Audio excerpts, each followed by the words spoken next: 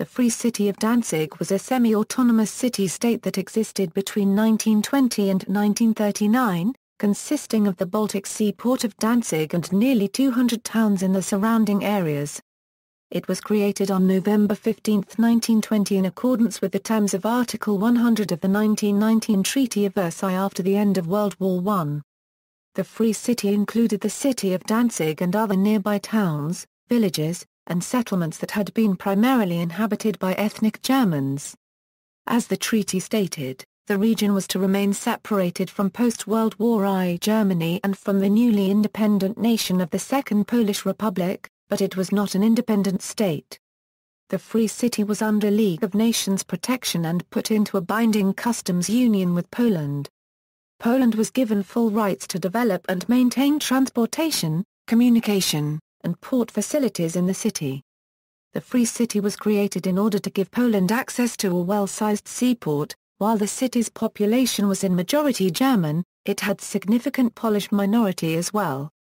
The German population deeply resented being separated from Germany, and subjected the Polish minority to discrimination and ethnically based harassment.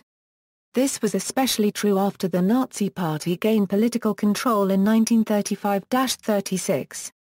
Since Poland still was not in complete control of the seaport, especially regarding military equipment, a new seaport was built in nearby Gdynia, beginning 1921. In 1933, the city's government was taken over by the local Nazi Party which suppressed the democratic opposition. Due to anti-Semitic persecution and oppression, many Jews fled. After the German invasion of Poland in 1939, the Nazis abolished the Free City and incorporated the area into the newly formed Reichsgau of Danzig, West Prussia. The Nazis classified the Poles and Jews living in the city as subhumans, subjecting them to discrimination, forced labor, and extermination. Many were sent to death at concentration camps, including nearby Stutthof. During the city's conquest by the Soviet Army in the early months of 1945, many citizens fled or were killed. After the war, many surviving ethnic Germans were expelled and deported to the West when members of the pre-war Polish minority started returning. The city subsequently became part of Poland, as a consequence of the Potsdam Agreement. Polish settlers replaced the German population. Establishment, periods of independence and autonomy. Danzig had an early history of independence. It was a leading player in the Prussian Confederation directed against the Teutonic monastic state of Prussia. The Confederation stipulated with the Polish king, Casimir Wojtyła, that the Polish crown would be invested with the role of head of state of western parts of Prussia. In contrast, Ducal Prussia remained a Polish fief. Danzig and other cities such as Elbing and Thorn financed most of the warfare and enjoyed a high level of city autonomy. Danzig used the title Royal Polish City of Danzig. In 1569, when Royal Prussia's estates agreed to incorporate the region into the Polish-Lithuanian Commonwealth, the city insisted on preserving its special status. It defended itself through the costly siege of Danzig in 1577 in order to preserve special privileges, and subsequently insisted on negotiating by sending emissaries directly to the Polish king. Although Danzig became part of the Kingdom of Prussia in the Second Partition of Poland in 1793, Prussia was conquered by Napoleon Bonaparte in 1806, and in September 1807 Napoleon declared Danzig a semi-independent client state of the French Empire, known as the Free City of Danzig. It lasted 7 years, until it was reincorporated into the Kingdom of Prussia in 1814, after Napoleon's defeat at the Battle of Leipzig, Battle of Nations by a coalition that included Russia, Austria and Prussia. Territory. The interwar Free City of Danzig included the city of Danzig, the towns of Sopot, Oliva, Schigenhof, Neuteich and some 252 villages and 63 hamlets, covering a total area of 1,966 square kilometers.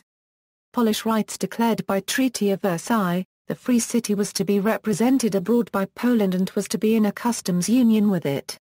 The German railway line that connected the Free City with newly created Poland was to be administered by Poland, as were all rail lines in the territory of the Free City. On November 9, 1920, A convention that provided for the presence of a Polish diplomatic representative in Danzig was signed between the Polish government and the Danzig authorities. In Article 6, the Polish government undertook not to conclude any international agreements regarding Danzig without previous consultation with the Free Cities government. A separate Polish post office was established, besides the existing municipal one. League of Nations High Commissioners. Unlike mandatory territories, which were entrusted to member countries, the Free City of Danzig remained directly under the authority of the League of Nations. Representatives of various countries took on the role of High Commissioner. The League of Nations refused to let the city-state use the term of Hanseatic City as part of its official name. This referred to Danzig's long-lasting membership in the Hanseatic League. Population. The Free City's population rose from 357,000 to 408,000 in 1929. According to the official census, 95% were Germans, with the rest mainly either Kashubians or Poles. According to ESIALAC, the population registers of the Free City show that in 1929 the Polish population numbered 35,000, or 9.5% of the population. Henryk Station unregistered trademark FNIAC estimates the 1929 Polish population as around 22,000, or around 6% of the population, increasing to around 13% in the 1930s. Based on the estimated voting patterns, Star unregistered trademark FNIAC estimates the number of Poles in the city to be 25 30% of Catholics living within it, or about 30 36,000 people.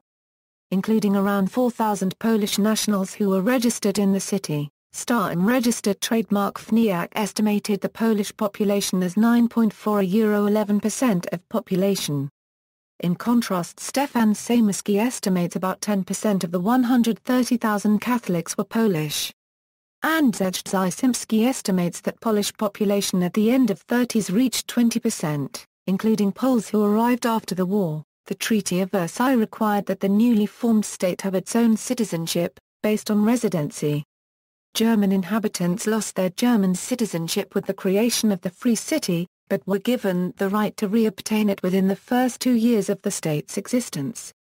Anyone desiring German citizenship had to leave their property and make their residence outside of the Free State of Danzig area in the remaining parts of Germany.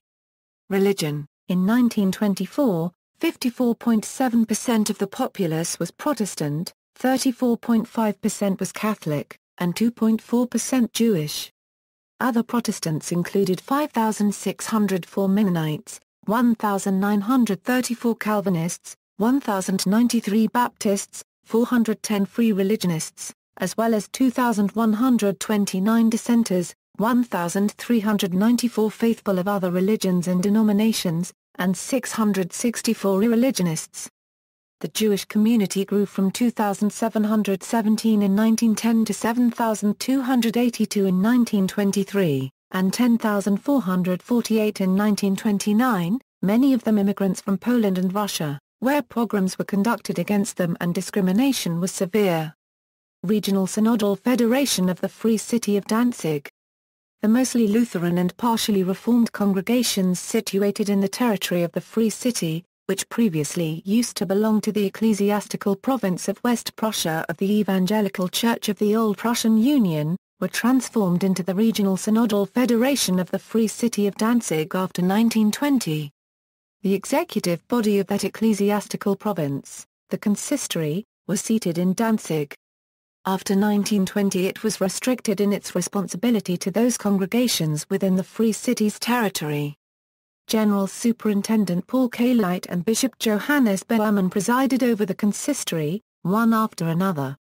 Unlike the Second Polish Republic, which opposed the cooperation of the United Evangelical Church in Poland with the KPU, Volkstag and Senate of Danzig approved cross-border religious bodies.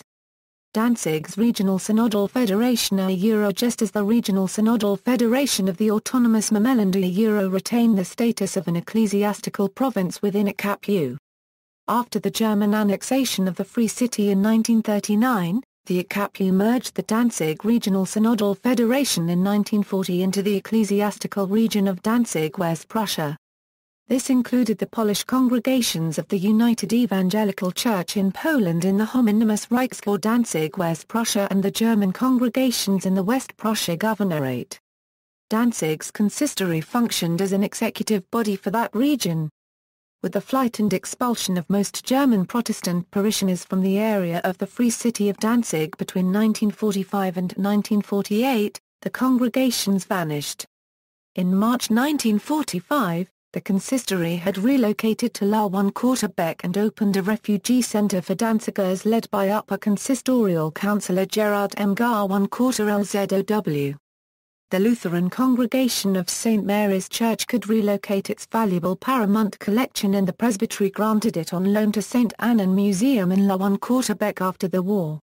Other Lutheran congregations of Danzig could reclaim their church bells, which the Wehrmacht had requisitioned as non-ferrous metal for war purposes since 1940, but which had survived, not yet melted down, in storage in the British zone of occupation. The presbyteries granted them usually to northwestern German Lutheran congregations which had lost bells due to the war. Diocese of Danzig of the Roman Catholic Church. The 36 Catholic parishes in the territory of the Free City in 1922 used to belong in equal shares to the Diocese of Culm, which was mostly Polish, and the Diocese of Imland, which was mostly German. While the Second Polish Republic wanted all the parishes within the Free City to form part of Polish Culm, Volksdag and Senate wanted them all to become subject to German Imland. In 1922 the Holy See suspended the jurisdictions of both dioceses over their parishes in the Free State and established an exempt apostolic administration for the territory. The first apostolic administrator was Edward Erck, who became Bishop of Danzig on the occasion of the elevation of the administration to an exempt diocese. He was naturalized as Danziger on the same occasion. In 1938 he resigned after quarrels with the Nazi-dominated Senate of Danzig on appointments of parish priests of Polish ethnicity. The Senate also instigated the denaturalization of Erck, who subsequently became a Polish citizen. Erck was succeeded by Bishop Karl Maria Splet, a native from the Free City area. Splet remained bishop after the German annexation of the Free City. In early 1941, he applied for admitting the Danzig diocese as member in Archbishop Adolf Bertram's Eastern German ecclesiastical province and thus at the Fulda Conference of Bishops. However, Bertram, also Speaker of the Fulda Conference, rejected the request. Any arguments that the Free City of Danzig had been annexed to Nazi Germany did not impress Bertram, since Danzig's annexation lacked international recognition. Until the reorganization of the Catholic dioceses in Danzig and the formerly Eastern Territories of Germany, the diocesan territory remained unaltered and the see exempt. However, with the replacement of Danzig's population between 1945 and 1948 by mostly Catholic Poles, the number of Catholic parishes increased and most formerly Protestant churches were taken over for Catholic services. Jewish Danzigers. Since 1883 most of the Jewish congregations in the later territory of Free State had merged into the synagogal community of Danzig. Only the Jews of Schiegenhof ran their own congregation until 1938. Danzig became a center of Polish and Russian Jewish emigration to North America. Between 1920 and 1925 60,000 Jews emigrated via Danzig to the US and Canada. At the same time, between 1923 and 1929, Danzig's own Jewish population increased from roughly 7,000 to 10,500. Native Jews and newcomers established themselves in the city and contributed to its civic life, culture and economy. Danzig became a venue for international meetings of Jewish organizations, such as the Convention of Delegates from Jewish Youth Organizations of various nations, attended by David Ben-Gurion, which founded the World Union of Jewish Youth on September 2, 1924 in the Shawan Quarters and Horse venue. On March 21, 1926 the Zionistic organization Far One Quarter Danzig convened delegates of Hakalits from all over for the first conference in Danzig using Hebrew as common language, also attended by Ben-Gurion. With a Nazi majority in the Volksdag and Senate, anti-Semitic persecution and discrimination occurred unsanctioned by the authorities. In contrast to Germany, which exercised capital outflow control since 1931, Emigration of Danzig's Jews was nonetheless somewhat easier, with capital transfers enabled by the Bank of Danzig.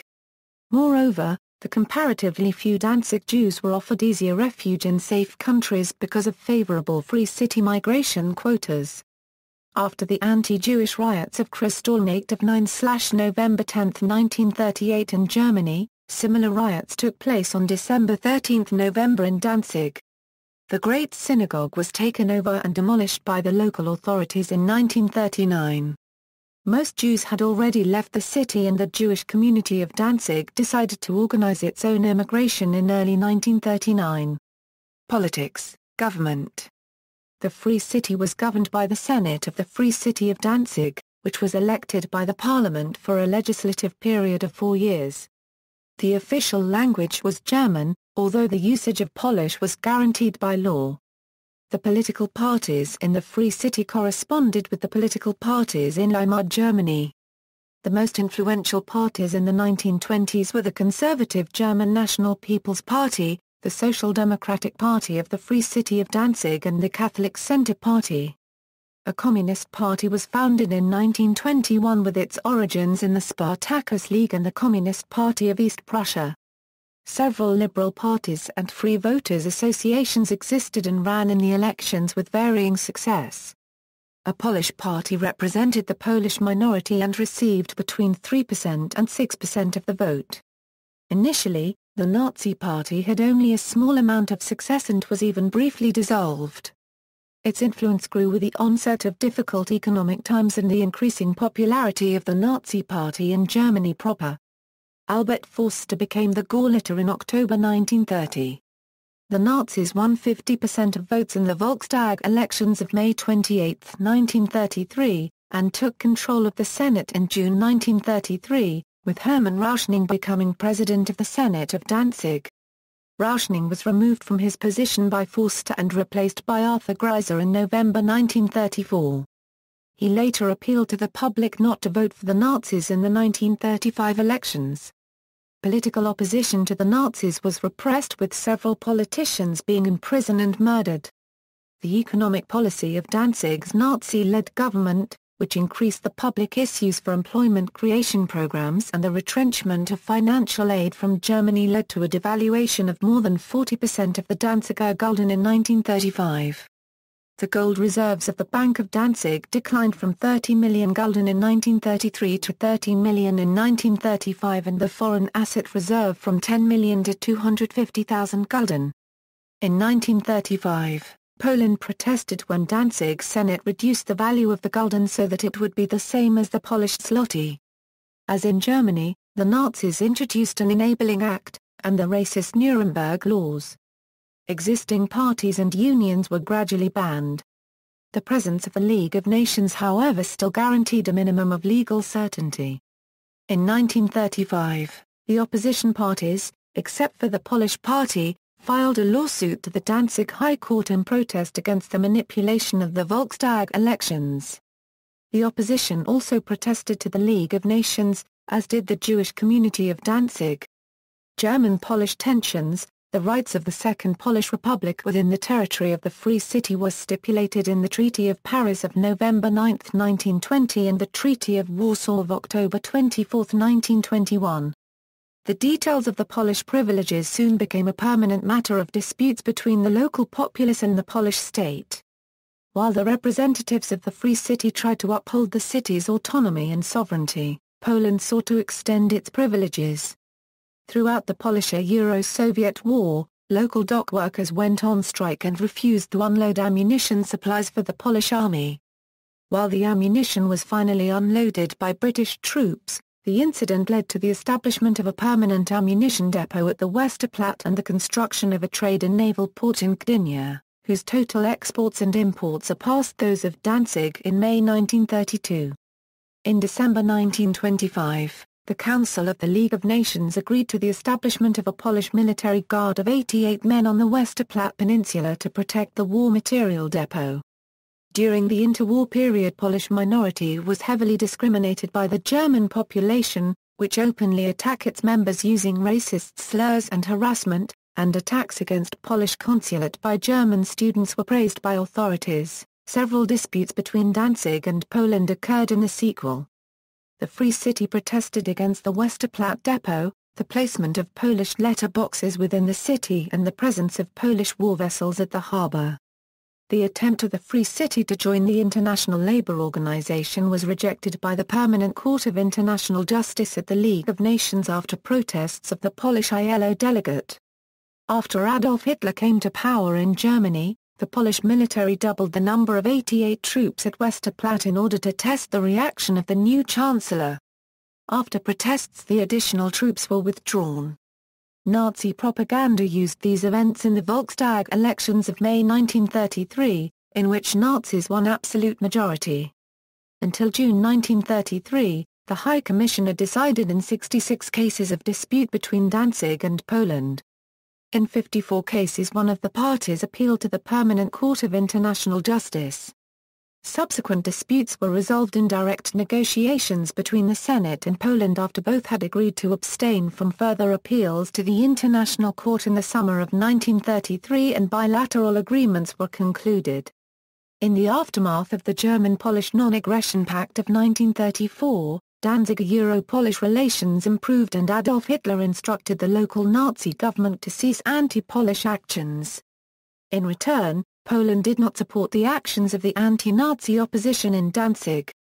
The Polish ambassador to Germany, Jakub Lipski, stated in a meeting with Hermann Gar paragraph ring that a National Socialist Senate in Danzig is also most desirable from our point of view, since it brought about a rapprochement between the Free City and Poland. I would like to remind him that we have always kept aloof from internal Danzig problems.